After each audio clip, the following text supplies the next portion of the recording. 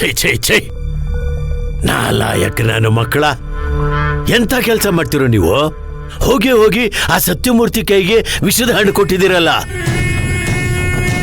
ಅಕಸ್ಮಾತ್ ಏನಾದ್ರೂ ಆ ವಿಷದ ಹಣ್ಣನ್ನ ನನ್ನ ತಂಗಿನೂ ಅವನ ಜೊತೆನಲ್ಲಿ ತಿನ್ಬಿಟ್ಟಿದ್ರೆ ಇಬ್ರು ಶಿವನ ಪಾದ ಸೇರ್ಕೊಂಡ್ಬಿಡ್ತಾ ಇದ್ರಲ್ಲೋ.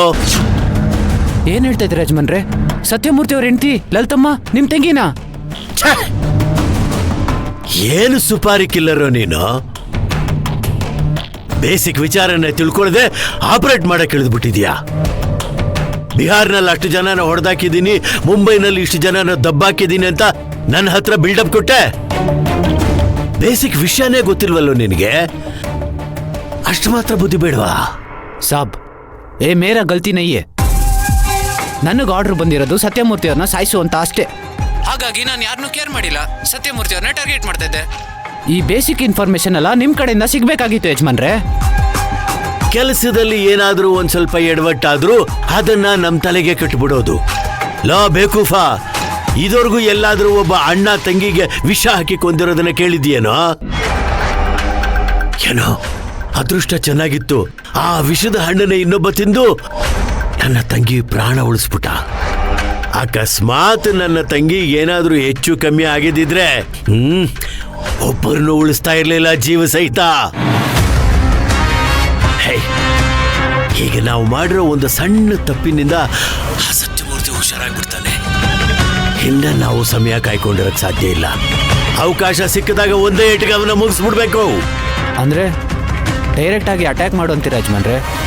ಮತ್ತಿನ್ನೇನು, ತನ್ನ ಮೇಲೆ ಕೊಲೆ ಪ್ರಯತ್ನ ಆಗಿದೆ ಅಂತ ಗೊತ್ತಾದ ಮೇಲೂ ಆ ಸತ್ಯಮೂರ್ತಿ ಸುಮ್ಮನೆ ಇರ್ತಾನೆ ಅಂತ ಅನ್ಕೊಂಡಿದ್ಯಾ? ನೋಡು, ಏನ ಕದ್ದು ಮುಚ್ಚಿ ಹೊಂಚಾಕಿ ಅವನ ಕೊಲೆ ಮಾಡೋ ಪ್ರಯತ್ನನ ಬಿಟ್ಬಿಡು.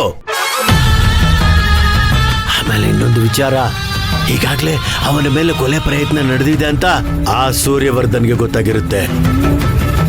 ಅವನು ಅಲ್ಲಿ ಅಷ್ಟರಲ್ಲಿ ರೀಚ್ ಆಗೋದ್ರೊಳಗಾಗಿ ನೀನು ಅವನ ಹೊಡೆದು ಮುಗಿಸ್ಬಿಡ್ಬೇಕು.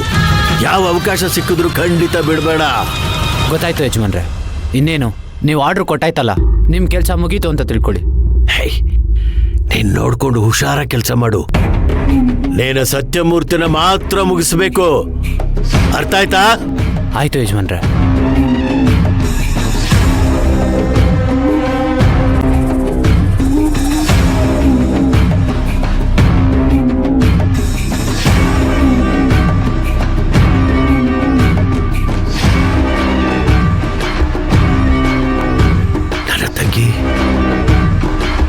ನನ್ನಿಂದಲೇನೆ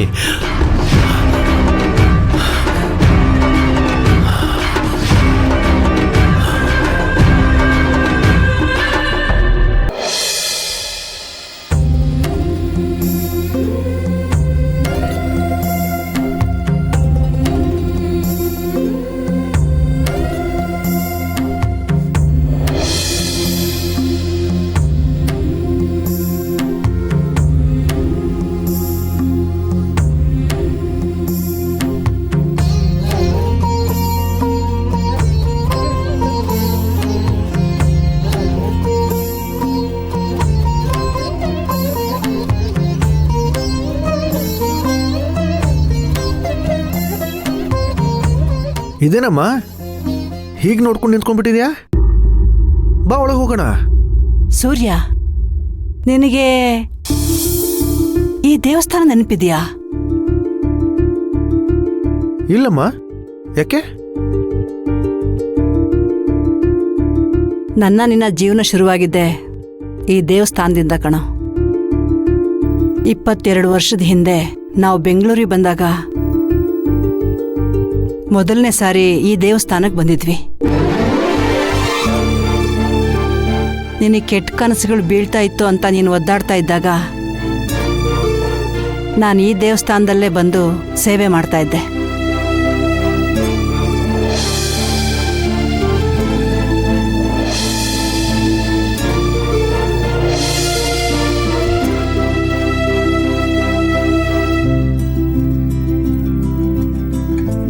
ಅಷ್ಟೇ ಅಲ್ಲ ಕಣೋ, ನೀನು ಕರ್ಣ ಅಲ್ಲ, ಸೂರ್ಯ ಅಂತ ಎಲ್ರಿಗೂ ಗೊತ್ತಾಗಬೇಕು. ನೀನು ಆ ಸೂರ್ಯ ವಂಶದ ವಾರಸ್ದಾರ ಅನ್ನೋದು ಎಲ್ರೂ ಒಪ್ಕೊಳ್ಳೋ ಹಾಗಾಗಬೇಕು ಅಂತ ಪ್ರತಿ ಕಾರ್ತೀಕ ಮಾಸದಲ್ಲೂ ಇಲ್ಲಿ ಬಂದು ದೀಪ ಹಚ್ತಾ ಇದ್ದೆ. ನಿನಗೂ ಸುರಭಿಗೂ ಮದುವೆ ಆಗೋದಿಕ್ಕೂ ಈ ಮಂಜುನಾಥನ ಕೃಪೆನೇ ಕಾರಣ ಕಣೋ.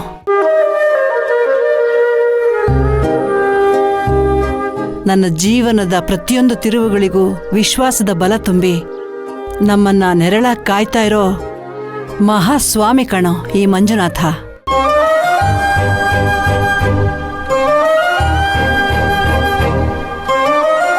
ಈ ದೇವಸ್ಥಾನ ನೋಡ್ತಾ ಇದ್ರೆ ನನಗೆ ಹಳೇದೆಲ್ಲ ನೆನಪಾಗ್ತಾ ಇದೆ. ಅದಕ್ಕೆ ಕಣೋ ಇಲ್ಲೇ ನೋಡ್ತಾ ನಿಂತ್ಬಿಟ್ಟೆ. ಒಬ್ಬ ತಾಯಿ ನಂಬಿಕೆನ, ಅವಳ ಕೋರಿಕೆನ ಆ ಭಗವಂತ ಕೂಡ ಅಲ್ಲಗೆಳೆಯೋದಿಲ್ಲ ಅನ್ನೋದಕ್ಕೆ ನೀನೇ ಸಾಕ್ಷಿ ಕಣಮ್ಮ.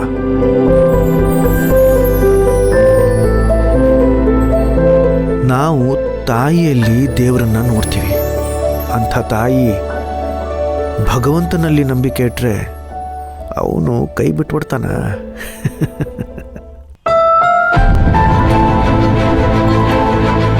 ಎಲ್ಲದಕ್ಕೂ ಅದರದೇ ಆದಂಥ ಸಮಯ ಬರಬೇಕು. ಆದರೆ ಒಂದಂತೂ ಸತ್ಯ, ಎಲ್ಲದಕ್ಕೂ ಸಮಾಧಾನ, ಉತ್ತರ ಸಿಕ್ಕೇ ಸಿಗತ್ತೆ. ಏನಿದು ಬಿಕ್ತಿಯಮ್ಮ, ಅಮ್ಮ ಮಗ ದೇವಸ್ಥಾನಕ್ಕೆ ಬಂದ್ರು ಆತ್ಮೀಯತೆ ಬಿಡ್ಲೇ ಇಲ್ವಲ್ಲ. ಏನು ಈ ದೇವಸ್ಥಾನದ ಬಗ್ಗೆ ವಿಶೇಷವಾಗಿ ಏನಾದ್ರೂ ತಿಳ್ಕೊಂಡಿದ್ದೀರೇನೋ? ತಿಳ್ಕೊಂಡಿದ್ರೆ ನಮಗೂ ತಿಳಿಸಿ, ನಾವು ತಿಳ್ಕೊಂಡು ಪುನೀತರಾಗ್ತೀವಿ. ಇಷ್ಟೊತ್ತು ನನ್ನ ಮಗನ ಹತ್ರ ಇದೇ ವಿಚಾರ ಮಾತಾಡ್ತಿದ್ದೆ ನಾನು.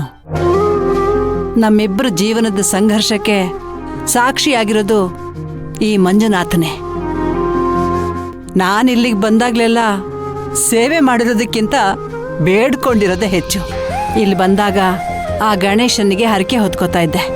ಆ ಮಂಜುನಾಥ ಸ್ವಾಮಿ ಹತ್ರ ನನ್ನ ಕಷ್ಟಗಳನ್ನ ಹೇಳ್ಕೊತಾ ಇದ್ದೆ. ಇಲ್ಲಿವರೆಗೂ ಆ ಸ್ವಾಮಿ ನಮ್ಮನ್ನ ಕೈ ಬಿಟ್ಟಿಲ್ಲ. ಶಂಭೋ ಶಂಕರ, ಹರ ಹರ ಮಹಾದೇವ್.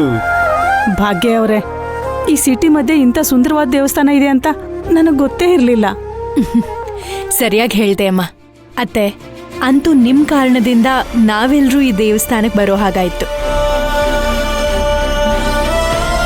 ನಿಮ್ಮ ಹರಕೆನೂ ತೀರ್ದ ಹಾಗಾಯ್ತು, ನಮ್ಮೆಲ್ರಿಗೂ ದೇವರ ದರ್ಶನನೂ ಮಾಡಿದ ಹಾಗಾಯ್ತು. ಬನ್ನಿ ಎಲ್ರೂ ಹೋಗೋಣ. ಆ ಮಂಜುನಾಥನ ದರ್ಶನ ಮಾಡಿದ್ರೆ ಕಷ್ಟಗಳೆಲ್ಲ ಮಂಜಿನ ಥರ ಕರ್ಗೋಗುತ್ತೆ ಅಂತ ಹೇಳ್ತಾರೆ.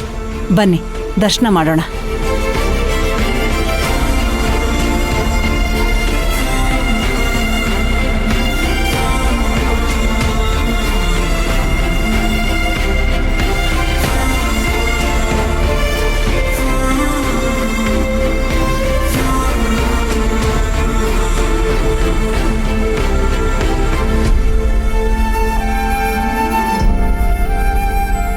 ಭಾಗ್ಯಮ್ನವ್ರು ಬರಬೇಕು, ತುಂಬಾ ಅಪರೂಪ ಆಗ್ಬಿಟ್ರಿ. ಐನೋರೆ, ನಾನೀಗ ಈ ಊರಲ್ಲಿಲ್ಲ, ರಾಂಪುರದಲ್ಲಿದ್ದೀನಿ. ಇವನು ನನ್ನ ಮಗ ಸೂರ್ಯ. ನಮಸ್ತೆ. ನಮಸ್ಕಾರ. ನನ್ನ ಸೊಸೆ ಸುರಭಿ. ನಮಸ್ತೆ. ನಮಸ್ಕಾರ. ಇವರು ನಮ್ಮ ಬೀಗರು ನಾಗೇಂದ್ರ, ನಾಗಲಕ್ಷ್ಮಿ. ನಮಸ್ತೆ. ತುಂಬಾ ಸಂತೋಷ ನಮ್ಮ, ಅಷ್ಟು ದೂರದಿಂದ ಬಂದಿದ್ದೀರಾ, ತುಂಬಾ ಸಂತೋಷ ಆಯ್ತಮ್ಮ. ಐನೋರೆ, ನನ್ನ ಮಗ ಸೊಸೆ ಹೆಸರಲ್ಲಿ ಅರ್ಚನೆ ಮಾಡಿ. ಆಯ್ತಮ್ಮ, ಪೂಜೆ ತಟ್ಟೆ ಕೊಡಿಮ್ಮ.